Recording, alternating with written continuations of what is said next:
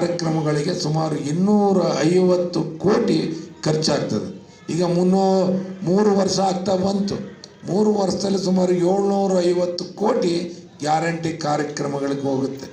Guarantee ಕಾರ್ಯಕ್ರಮಗಳ ಜೊತೆಯಲ್ಲಿ ಇವತ್ತು ಅಭಿವೃದ್ಧಿ ಕೆಲಸಗಳು ಕೂಡ ಇವತ್ತು ಸರ್ಕಾರ ಹಣವನ್ನು ಕೊಟ್ಟು ಇವತ್ತು ಅಭಿವೃದ್ಧಿಯನ್ನು ಮಾಡ್ತಾ ಇದ್ದೀವಿ. ದಿನಗಳಲ್ಲಿ ಏನೇನು ಸಾಧ್ಯ ಇದೆ, ಏನೇನು ಮಾಡಲಿಕ್ಕೆ ಆಗತ್ತೆ, ಖಂಡಿತ ನಾವು ಮಾಡ್ತೀವಿ. ಇವತ್ತು 42 ಕೋಟಿ ವೆಚ್ಚದಲ್ಲಿ ಜನರಲ್ ಸಾರ್ವಜನಿಕ ಆಸ್ಪತ್ರೆಗೆ ಸ್ಯಾಂಕ್ಷನ್ ಆಗಿದೆ, ಟೆಂಡರ್ ಆಗಿದೆ. ಇದು ನೀವು ಮನಗಾಡಬೇಕು. ಆಸ್ಪತ್ರೆ ಆಗಬಾರ್ದು ಅಂತ ತಡೆಯೋಕ್ಕೆ ಒಂದು ಗುಂಪು ಪ್ರಯತ್ನ ಮಾಡ್ತಾ ಇದೆ. ನಾವು ಸ್ಕೂಲ್ ಜಾಗವನ್ನು ಅದು ಸಾರ್ವಜನಿಕ ಉದ್ದೇಶಕ್ಕೆ, ಅಲ್ಲಿ ಶಾಲೆ ಇಲ್ಲ, ಏನೂ ಇಲ್ಲ, ಅಲ್ಲಿ ನಾವು ಶಾಲೆ ಪ್ರಾರಂಭ ಮಾಡೋಣ ಅಂದರೆ SDMC ಅವರ ಮುಖಾಂತರ ಅದನ್ನು ತಡೆಯುವಂಥ ಪ್ರಯತ್ನ ನಡೀತಾ ಇದೆ.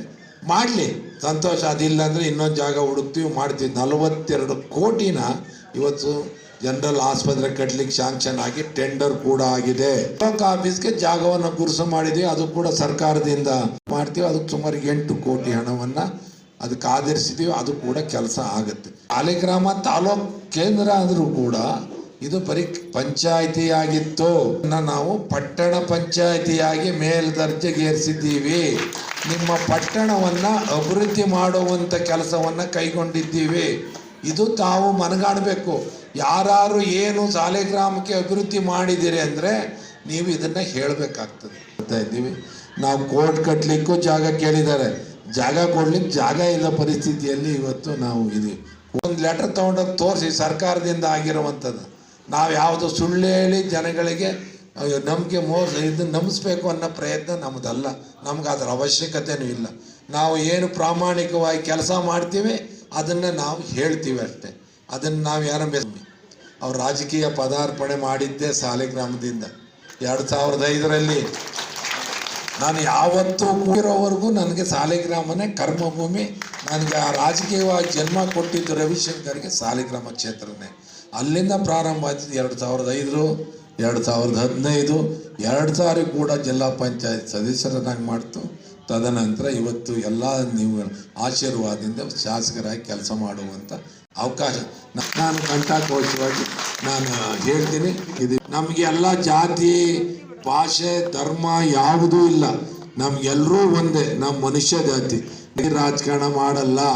ಜಾತಿ ರಾಜಕಾರಣ ಮಾಡಂಗಿದ್ರೆ ನಾನು ಇಲ್ಲಲ್ಲ. ಜಾತ್ಯತೀತವಾಗಿ ಅವತ್ತಿಂದ ನಾನು ಮಾಡಿದ್ದೀನಿ. ಅದನ್ನು ನನ್ನ ಮಗನಿಗೂ ಕಲಿಸ್ಕೊಟ್ಟಿದ್ದೀನಿ. ಈಗಲೂ ಜಾತ್ಯತೀತವಾಗಿ ಮಾಡ್ತಾ ಇದ್ವಿ. ನಾವು ಮುಂದೆನೂ ಕೂಡ ಅದೇ ರೀತಿ ಮಾಡ್ತೀನಿ ಅಂತ ಈ ಸಂದರ್ಭದಲ್ಲಿ ಹೇಳ್ತಾ ಕೈಲಿ ನಾನು ಅಭಿನಂದನೆಯನ್ನು ಮಾಡಿಸ್ಕೊಳ್ಳೋದಿಲ್ಲ. ಅದಕ್ಕಿಂತ ಹೆಚ್ಚಿನದು ಯಾವುದೂ ಇಲ್ಲ. ನನಗೆ ಎಲ್ಲ ಭಾಗ್ಯ ಬಂದಂಗೆ ನೀವೇನು ಇವತ್ತು ನನಗೆ ಸನ್ಮಾನ ಮಾಡ್ತಾ ಇದ್ದೀರಾ, ಅದು ಇಡೀ ನನ್ನ ಜೀವನದ ಒಂದು ಸೌಭಾಗ್ಯ ಅಂತ ನಾನು ಭಾವಿಸಿದ್ದೀನಿ. ನಿಮಗೆ ಧನ್ಯವಾದಗಳನ್ನು ಹೇಳಬೇಕು, ನನಗೆ ಪದಗಳೇ ಸಿಗ್ತಾ ಇಲ್ಲ. ಯಾಕೆಂದ್ರೆ ಮನುಷ್ಯನಿಗೆ ಯಾವುದೇ ಅಧಿಕಾರ ಸಿಗ್ಬೋದು. ಸಿಕ್ಕಂಥ ಸನ್ಮಾನದಲ್ಲಿ ಆ ಅಭಿಮಾನದಿಂದ ಮಾಡುವಂಥ ಸನ್ಮಾನ ಇದೆಯಲ್ಲ, ಅದಕ್ಕೆ ನಾವು ಯಾರೂ ಬೆಲೆ ಕಟ್ಟಲಿಕ್ಕೆ ಸಾಧ್ಯ ಇಲ್ಲ. ಇವತ್ತು ಸಾಲಿಗ್ರಾಮ ತಾಲೂಕಿನ ಎಲ್ಲ ನನ್ನ ಕಾಂಗ್ರೆಸ್ ಪಕ್ಷದ ಮುಖಂಡರು, ಕಾರ್ಯಕರ್ತರು, ನನ್ನ ತಾಯಂದಿರು ಎಲ್ಲರೂ ಸೇರಿ ಇವತ್ತು ಅಭಿಮಾನದಿಂದ ಇವತ್ತು ನನಗೆ ಸನ್ಮಾನವನ್ನು ಮಾಡ್ತಾ ಇದ್ದೀರಾ. ನಿಮಗೆ ನಾನು ಕೋಟಿ ಕೋಟಿ ನಮನಗಳನ್ನು ಸಲ್ಲಿಸ್ತಾ ಜೈ ಹಿಂದ್, ಜೈ ಕಾಂಗ್ರೆಸ್.